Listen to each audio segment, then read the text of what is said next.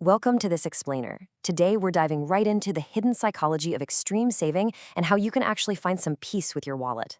Now, we always hear about the dangers of spending way too much, right? But today, we're looking at the exact opposite end of the spectrum. So, here's a totally counterintuitive question. Can you actually save too much money?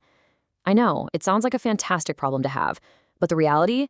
Extreme frugality can actually lead to severe burnout, a constant feeling of deprivation, and wildly enough, it can even lead to wasting money in the long run.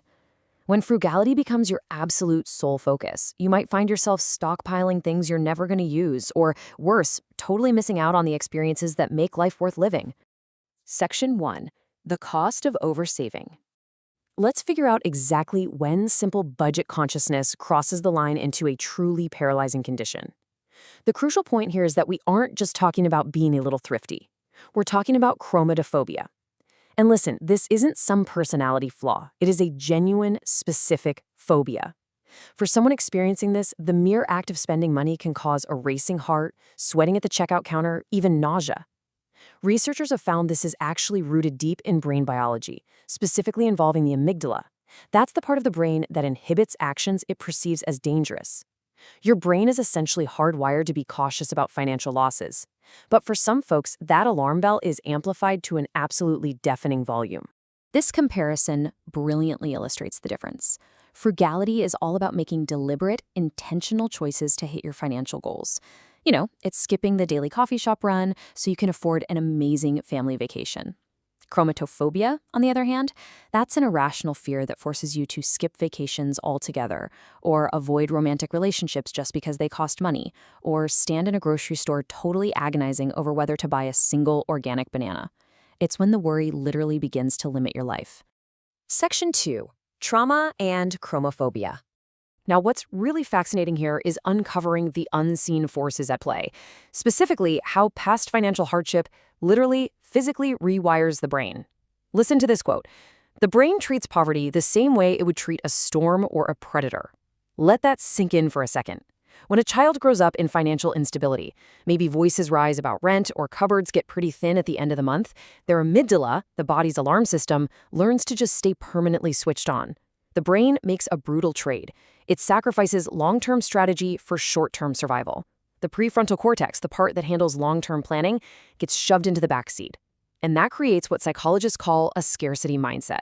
This toxic stress from childhood adversity usually manifests in two total opposite extremes in adulthood.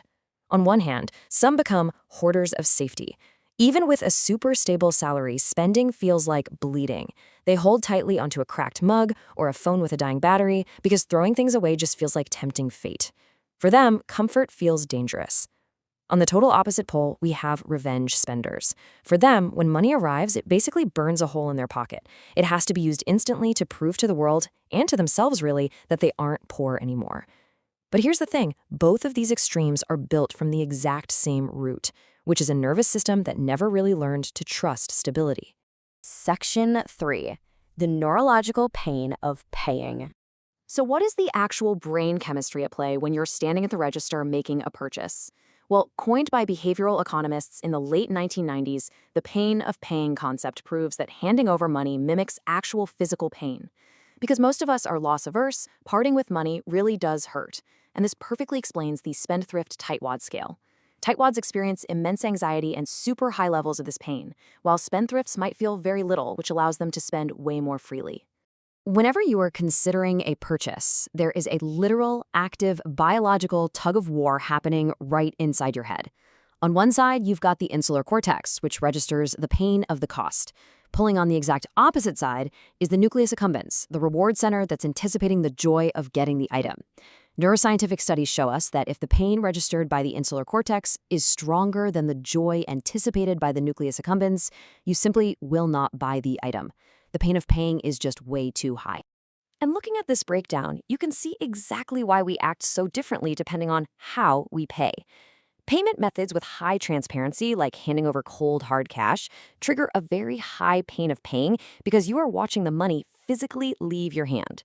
Credit cards decouple the purchase from the payment, dropping that pain down to a medium level. But think about mobile and contactless payments for a second. Because a phone is multifunctional, you use it to text, scroll, make calls, the payment aspect isn't nearly as salient. The pain of paying drops to an incredibly low level. And this is exactly why mobile payments can unfortunately lead to a massive decrease in spending awareness and ultimately greater debt accumulation. Section 4. Finding your financial balance. Okay, so now that we understand the deep neuroscience and the trauma behind this sort of financial PTSD, how do we gently work through it? Well, the good news is that you absolutely can rewire these responses. You can start small with gradual exposure, like buying something you really love in a completely safe, low-stress environment. From there, building financial knowledge directly chips away at the mystery and the threat that money holds over you. Plus, practices like mindfulness and yoga can genuinely help calm your body's physical response to triggers. For deeper support, cognitive behavioral therapy can help you reframe the negative thoughts driving the fear, while exposure and response prevention therapy systematically builds up your confidence. You really can effectively decouple money from panic and teach your body to live comfortably in the present. To transition into healthy habits, financial planners suggest a really powerful and uplifting mindset shift. Automate the future. Simply set up automatic contributions to your savings and retirement accounts. Once that's out of the way, what remains is purely for life spending. This is your guilt-free money, specifically designated for memories, family, hobbies, and just pure joy.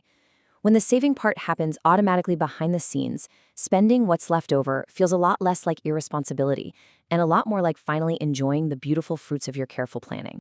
Section 5. The Bucket Strategy Solution. Let's look at how all of this builds into a highly practical framework that helps you spend intentionally without ever risking your future security. It's called the bucket strategy. This structured drawdown plan gives you incredible financial confidence by segmenting your nest egg by its specific purpose and timeline. So instead of staring at one massive, totally intimidating pile of money, you divide it into 3 clear, manageable buckets: short-term, medium-term, and long-term. In this setup, literally every dollar has a job. Notice how your short-term bucket covers 1 to 3 years of immediate daily living expenses, and it's kept in highly safe cash equivalents. Then, your medium-term bucket covers years 4 through 7, invested in bonds and conservative funds for stability. And finally, your long-term bucket, meant for 8 years and beyond, is invested in growth stocks to protect against inflation. You're perfectly protecting your immediate needs with safe cash while still allowing your long-term money to aggressively grow. It's a win-win. Setting this all up is actually incredibly straightforward. First, you define your timeline and life expectancy. Second, calculate your fixed income needs. Make sure to subtract guaranteed money like pensions or Social Security. Third, divvy your assets into the 3 buckets based on those calculations. And finally, just create a schedule to periodically review and refill the short-term bucket from the medium-term bucket and the medium from the long. By following these simple steps, you establish a highly disciplined, repeatable strategy. But here's why this really matters on a psychological level. This strategy directly soothes the amygdala. Seriously, if the stock market crashes tomorrow, your brain's alarm system doesn't need to scream in panic because you already know you have 1 to 3 years of cash sitting perfectly safe in your short-term bucket. It offers the exact psychological reassurance you need to weather market volatility without panic selling. It completely neutralizes that deep-seated trauma and the fear of losing everything. I'll leave you with this provocative thought to ponder today. Take a good look at your budget and ask yourself, do your financial choices reflect your past fears, or do they reflect the life you actually want to live right now? Because true wealth isn't just about hoarding for tomorrow. It's about building the freedom to live fully today, spending without constantly apologizing to ghosts from your past, and realizing that you have absolutely earned the right to enjoy your life. Thanks for joining me for this explainer, and I truly hope this helps you find a beautiful balance between your future security and your present joy. See you next time.